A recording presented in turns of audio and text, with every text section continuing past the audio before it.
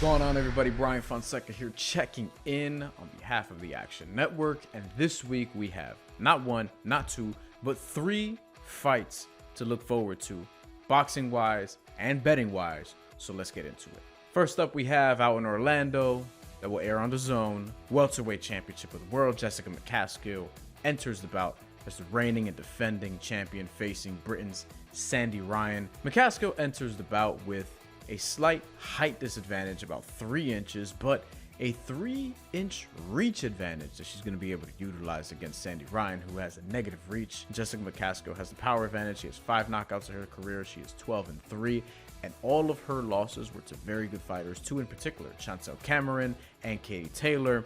Both got the edge over Jessica McCaskill in past fights, but both of them also became undisputed in respective weight classes and 2 of the best pound-for-pound fighters in the world. Sandy Ryan was a very accomplished amateur fighter before turning pro later on in her career. She is going to be 9 years younger at the time of the opening bell than Jessica McCaskill, who is 39 years old. Sandy Ryan just 30. Jessica McCaskill is barely the favorite as of this recording, minus 115.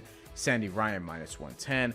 Not every day in boxing you get a true 50-50 bout. And in this fight, I'm rolling with Jessica McCaskill, who is plus 110 to win by decision, but I'm rolling with her on the money line because I do think that she has the power, the pressure, the body punching ability to potentially end this one a little bit early. But I'm going with Jessica McCaskill to win this on the money line, straight up minus 115, even though I do think if I had to pick a method of victory, plus 110 on points would be the way to go. On to our next bout. This is the main event in Orlando on DAZN. Richardson Hitchins, the minus 430 favorite as of this recording, and Jose Zepeda, I've seen him at plus 350, plus 360 as the underdog. Richardson Hitchins, 16-0 with 7 knockouts from Brooklyn, very accomplished amateur fighter, and has become one of the premier prospects, now potentially a contender in the 140-pound super lightweight division. Jose Zepeda has 3 losses in his career, but has only lost to champions. So this is a little bit of a different territory and definitely Hitchins' toughest test yet. Jose Zepeda, the southpaw, is 5'8" with a 71-inch reach.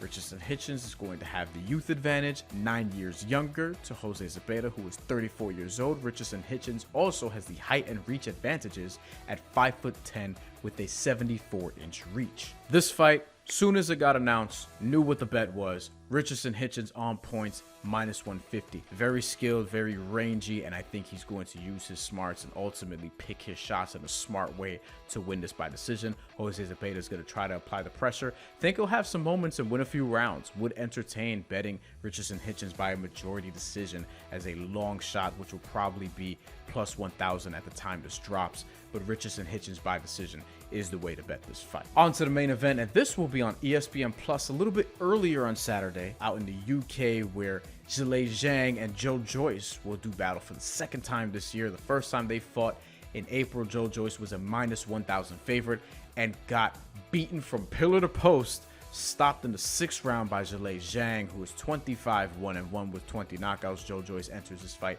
15-1 with 14 knockouts. Now, Joyce is known for his granite chin and wasn't actually knocked out, but he was stopped in that fight because of an eye injury, and he was just being beaten the entire time. Zhilei Zhang, the southpaw, 6'6", just like Joe Joyce, has a similar reach, both around 80 inches, and Zhilei Zhang was able to piece up Joe Joyce with right hooks and straight left hands from that southpaw stance. But now, Zhilei Zhang is the favorite, minus 130 depending on where you look. Joe Joyce plus 105 was minus 105 a little bit earlier in this week, so we'll see where that lands on fight time. There are 2 bets I like for this fight, actually, both favoring Zhilei Zhang, but long enough odds to where you can play both and still come out and net positive. Zhilei Zhang by decision at plus 500 is one that I like because I do think Joe Joyce accounts a little bit better for himself this time around, lasts longer, that granite chin gets put to use, and I actually think that he could last all 12 despite the punishment that he took last time around.